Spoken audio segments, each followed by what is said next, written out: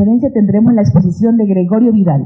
Él es docente investigador de la Universidad Nacional de México, quien hablará sobre las investigaciones y experiencias sobre delitos cometidos por empresas transnacionales. Él es profesor titular en el Departamento de Economía de la Universidad Autónoma Metropolitana, doctor en estudios latinoamericanos por la UNAM, licenciado en Economía, miembro del Sistema Nacional de Investigadores, miembro de la Academia Mexicana de Ciencias y de la Academia Mexicana de Economía Política. Obtuvo el premio en Investigación Económica Maestro Jesús Silva, que otorga el Instituto de Investigaciones Económicas de la UNAM en el año 2000. El premio Jabuti en el año 2007 al mejor libro de economía. Sus líneas de investigación son las opciones de desarrollo en América Latina, privatizaciones y reforma económica en América Latina, los determinantes de la inversión y la inversión extranjera. Gregorio, ¿nos escucha? ¿Me escucha usted? Sí, lo escuchamos perfectamente. Puede continuar con su exposición. Ok, gracias. Buenas tardes.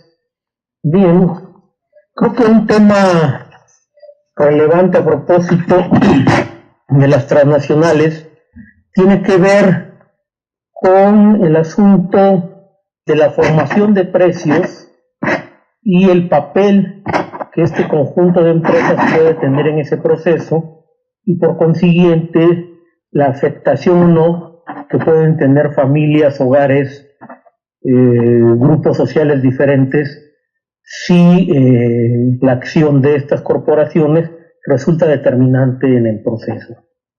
Creo que algunos elementos que pondré por delante para dar cuenta de la significación de las transnacionales en la materia ilustrará mi conclusión en el sentido de que efectivamente estas grandes empresas no son tomadoras de precios, sino ellas mismas los forman, y esta es una condición clave en su funcionamiento y por consiguiente en la obtención de beneficios que no necesariamente son compatibles con los intereses de la mayoría de la población. Un primer elemento es, si hoy agarramos el comercio mundial, lo que vamos a encontrar es que las transacciones que se realizan entre filiales de transnacionales y las matrices, o entre filiales de transnacionales con otras filiales, estas transacciones, estoy hablando en términos de bienes y servicios, de mercancía, representan, dependiendo del año en que nos situemos en los últimos 15 años, entre el 36, 37, en algún año el 40% del total de las cifras de comercio mundial.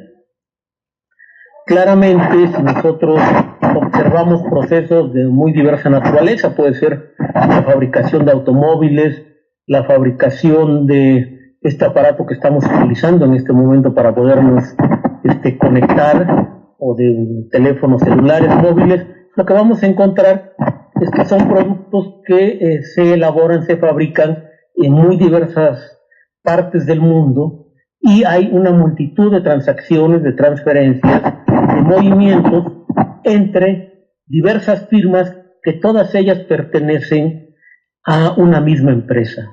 Lo que sostengo desde tiempo atrás, y me parece que en esto hay elementos fuertes, es que no se tratan de actos de comercio, propiamente son transferencias intrafirma al seno de la propia corporación. ¿Y cuál es el punto clave de esas transferencias? De que los precios están todos ellos definidos a partir del interés final que tenga la propia matriz de cómo construir esos precios. Hay múltiples cambios en la elaboración de un automóvil, que es un asunto particularmente relevante para el caso de México. Pues hay una multitud de transacciones de Estados Unidos a México, de México a Estados Unidos, pero también para elaborar el mismo automóvil de una marca con matriz en los Estados Unidos, vienen partes de Brasil, vienen partes de Argentina, por supuesto de Canadá, y todos se van integrando y hay esta multitud de intercambios, y finalmente esos intercambios se les van asignando precios. Y todos esos precios permiten justificar el precio final al que se termina colocando el bien, finalmente, en este caso el automóvil, en la población. Pero en todo ese proceso de formación de precios, realmente no hay una operación de mercado. no hay una venta efectiva, no hay un cambio de propietario y mucho menos hay una disputa para saber cuál es el precio más competitivo o cómo compito contra alguien más, sino todo se da al seno de la corporación. Bueno, estamos hablando de que este 35%, para situar un promedio de intercambios, está regido bajo esta modalidad, bajo este régimen, y por consiguiente escapa a cualquier mecanismo de mercado que puede estar presente en la formación de los precios. A eso tendríamos que añadir un segundo elemento que es particularmente importante a la hora en que nos situamos en algunos países, porque concierne a la relación de estas grandes corporaciones con algunos de sus proveedores que eventualmente, siendo empresas independientes, le surten única y exclusivamente a esa corporación y por consiguiente no tienen capacidad de lidiar con esa corporación para discutir el precio al cual le terminan vendiendo el producto que esta corporación les va a comprar. Por consiguiente, también aquí hay un elemento de administración de esos precios a partir del interés relevante de la corporación. Habría que hacer un examen país a país, por ejemplo en América Latina, de cuáles son las situaciones que se están dando en donde este esquema se reproduce, y vamos a encontrar que son múltiples los casos, incluso algunos tienen que ver ya con compradores que están en la línea final de venta, o sea, ya con grandes comercializadoras que le imponen estas reglas a diversas empresas de tamaño mediano y algunas no tan medianos que operan en nuestro país, que pueden hacer productos, por ejemplo, de muebles, pueden hacer también para vestirse, en fin, y que terminan siendo comprados, en este caso ya por grandes comercializadoras, por firmas que están en la cadena final y que venden estos productos, pero que también les imponen condiciones a estos proveedores. Por consiguiente, si sumamos, se nos va agregando una masa impresionante en donde las operaciones propiamente de comercio arbitradas de manera equilibrada, en donde no hay ningún agente económico que tenga capacidad de influir en el precio final, se terminan volviendo muy pocas. Y luego nos situamos en un tercer caso que es particularmente relevante a la hora en que observamos, por ejemplo, el funcionamiento de algunos servicios públicos. Ahora en México se acaba de dar a conocer una nota en la que se señala que 4 empresas de la industria farmacéutica de cierto nombre han sido identificadas como empresas que convinieron entre ellas, se arreglaron entre ellas y participaron conjuntamente en un proceso de licitación para adquirir diversos productos farmacéuticos, que en este caso quien lo estaba comprando era el ente de seguridad social del país, que atiende a todos los trabajadores del sector privado. Estoy hablando del Instituto Mexicano del Seguro Social. No les haré el cuento largo, pero la historia tiene los siguientes elementos. El hecho se realizó en ventas que estas 4 corporaciones farmacéuticas, transnacionales algunas, le hicieron ventas al Instituto Mexicano del Seguro Social de 2003 a 2006. En aquel periodo, ellos se pusieron de acuerdo y finalmente establecieron sobreprecios. Tiempo después, la autoridad del Seguro Social se dio cuenta del hecho y comenzó una disputa que tiene poco que se resolvió en los tribunales del país, llegando incluso a la Corte Suprema, la Suprema Corte de Justicia de la Nación, quien termina dando la razón al Seguro Social. Eso fue en 2015. Para que ustedes vean, el incidente fue de 2003 a 2006. Se termina resolviendo en 2015, pero todavía a la fecha el Seguro Social no ha podido resarcir del daño que se estableció por este litigio en las Cortes.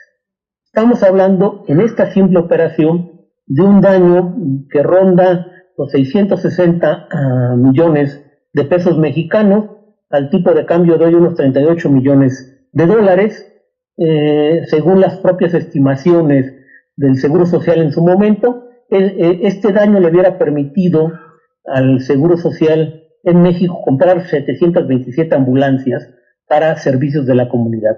El asunto es que todavía no se ha comprado. Como este ejemplo yo puedo citar otros más que se producen en muy diversos países. Hay litigios notables en el caso de diversas industrias del software, de diversas industrias de la informática, que incluso son objeto de sanciones, algunas muy connotadas en la Unión Europea, algunas en Estados Unidos, pero todas estas sanciones finalmente terminan siendo costos para las corporaciones que se añaden en su esquema final de fijación de beneficios y que constituyen un elemento más de este proceso que termina que, y esa es la conclusión fuerte que de hecho era lo que avanzaba, de que el proceso de formación de precios en las condiciones de grandes corporaciones, es decir, en las condiciones de sociedades en donde en ciertas actividades económicas, las actividades económicas sustantivas, las que explican el proceso de crecimiento de una economía, en esas actividades hay un reducido grupo de empresas que tienen la capacidad de muy diversas formas de ellas mismas ser las que terminan estableciendo cómo se forman los precios, y en este proceso de formación de precios lo que ellas terminan definiendo es cuáles son sus márgenes, cuáles son los beneficios que están dispuestos a asumir para plantearse ciertas inversiones.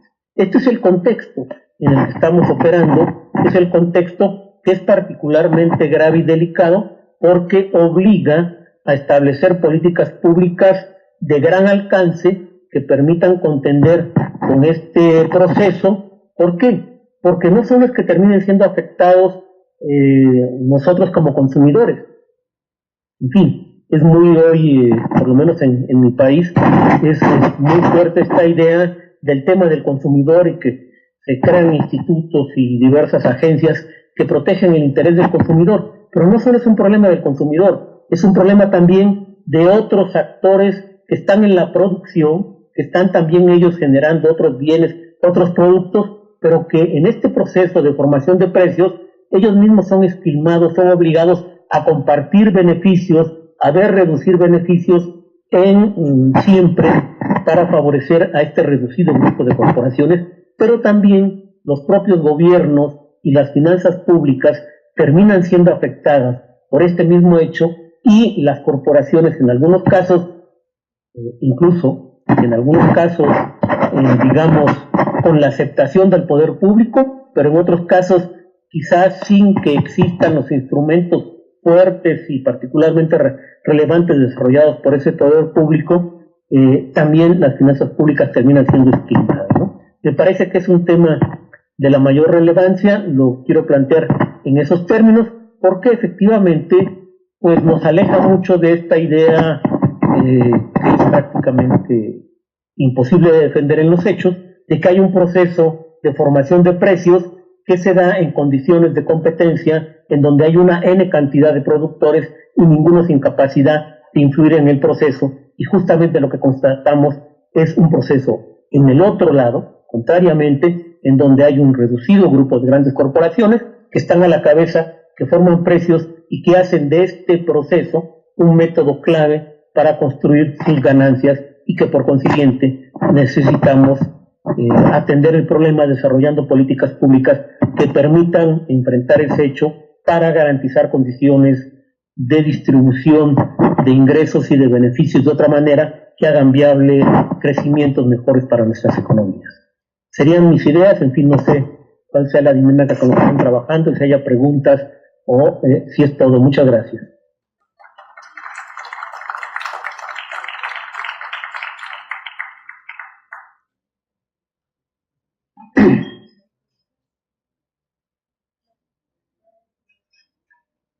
¿Aló, me escuchan? Sí, lo escuchamos. Ok, reitero, ¿hay alguna pregunta, algún comentario más o...? No, no hay pregunta de los asistentes. Muchas gracias por su exposición. Al contrario, buena tarde. Hasta luego.